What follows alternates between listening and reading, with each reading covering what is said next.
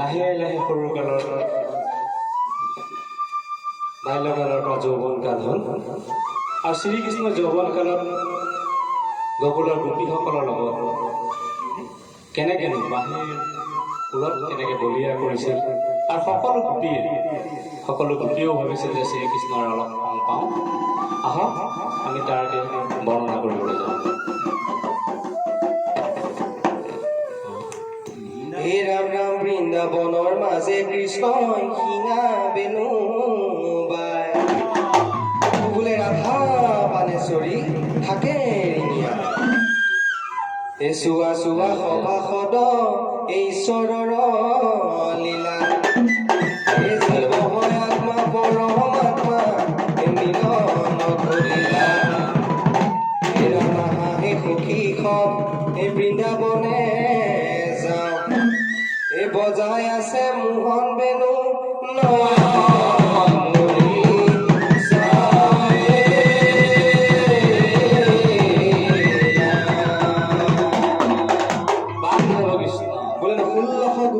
কৃষ্ণক পালে ভাল ইজনী সিজনী মাজে হেনো নমৰিলে গোটেই গকুলৰ গোপিনী আউলি বাউলি কৃষ্ণৰ বাণীৰ মাতত তলু গোটেই ৰৈ থাকিব পৰা নাই। সকলো শুনি মেলিছে কৃষ্ণৰ কাষলৈ। তেনেতে যমুনা আহি পোৱা নহল। আহকচোন শুনো। হে ৰাম কানাই বাঁহী বজাই নিজান ৰাতি ৰাধাই শুনে কাণ পাতি পাতি গকুলৰ গোপিনী আউলি বাউলি গকুলৰ গোপিনী আউলি বাউলি কৃষ্ণ কৃষ্ণ বুলি মাতি মাতি ঐ কৃষ্ণ কৃষ্ণ বুলি মাতি মাতি ৰাধাই বাণী বজাই নিজান ৰাতি ৰাধাই শুনে গান পাতি পাতি গকুলৰ গোপিনী আউলি বাউলি গকুলৰ গোপিনী আউলি বাউলি কৃষ্ণ কৃষ্ণ বুলি মাতি মাতি ঐ কৃষ্ণ কৃষ্ণ বুলি মাতি মাতি হৰি ৰূপে অৱতাৰ বসুদেৱৰ ঘৰে নয়ন জোৰাই প্ৰভু শ্যামল বৰণে হৰি ৰূপে অৱতাৰ বসুদেৱৰ ঘৰে নয়ন জোৰাই প্ৰভু শ্যামল বৰণে মকৰ কুণ্ডল কৰে জলমল মকৰ কুণ্ডল কৰে জলমল ৰূপে বিমোহন সৰ্বগাৱে ৰূপে বিমোহন সৰ্বগাৱে গানাই বাণী বজাই নিজান ৰাতি ৰাধাই শুনে গান পাতি পাতি গকুলৰ গোপিনী আউলি বাউলি গকুলৰ গোপিনী আউলি বাউলি কৃষ্ণ কৃষ্ণ বুলি মাতি মাতি ঐ কৃষ্ণ কৃষ্ণ বুলি মাতি মাতি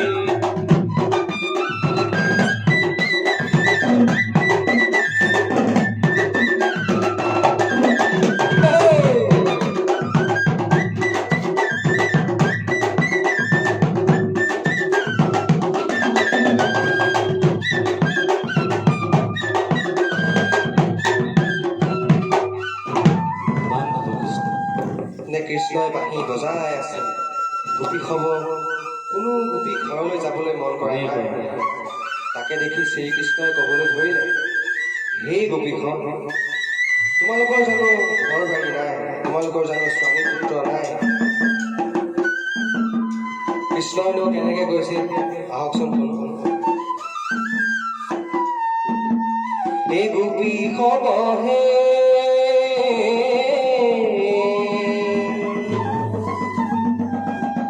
যোৱা গৈ নিজ গৃহলৈ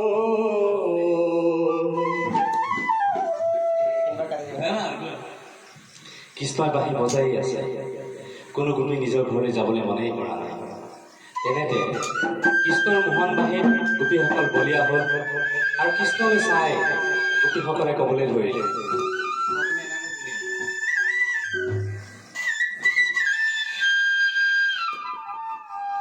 কৃষ্ণ তুমি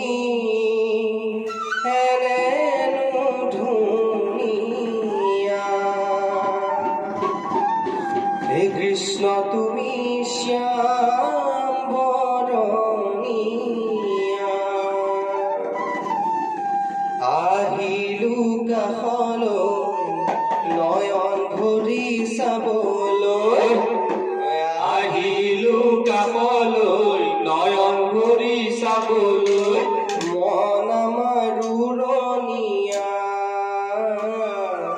মন আমাৰ উৰণীয়া কৃষ্ণ তুমি এনে নুশুনিয়া কৃষ্ণ তুমি শ্যাম বৰণীয়া আহিলো কাষলৈ নয়ন ভৰি চাবলৈ আহিলো কাষলৈ নয়ন ভৰি চাবলৈ মন আমাৰ উৰণীয়া মন আমাৰ উৰণীয়া কৃষ্ণ তুমি এনে নুশুনিয়া কৃষ্ণ তুমি শ্যাম বৰণীয়া আহিলো কাষলৈ নয়ন ভৰি চাবলৈ আহিলো কাষলৈ নয়ন ভৰি চাবলৈ মন আমাৰ উৰণীয়া মন আমাৰ উৰণীয়া মুখে মোহন বেনু বজালা ৰৈ ৰৈ বলিয়াই নাচিলা ৰৈ ৰৈ গলিয়া নাচিলা ও শ্যাম তুমি গোপীৰ মন মোহিলা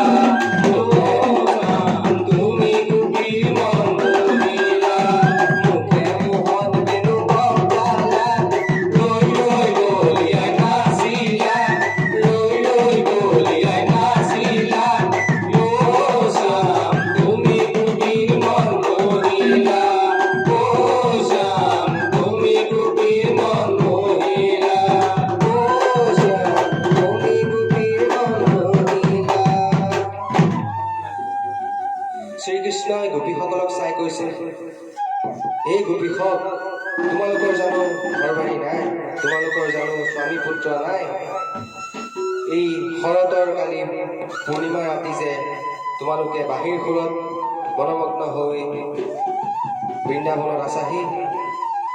শ্ৰীকৃষ্ণইনো গীতৰ সুৰেৰে কেনেকৈ কৈছিল আহকচোন শুনো। এই গোপী সবহে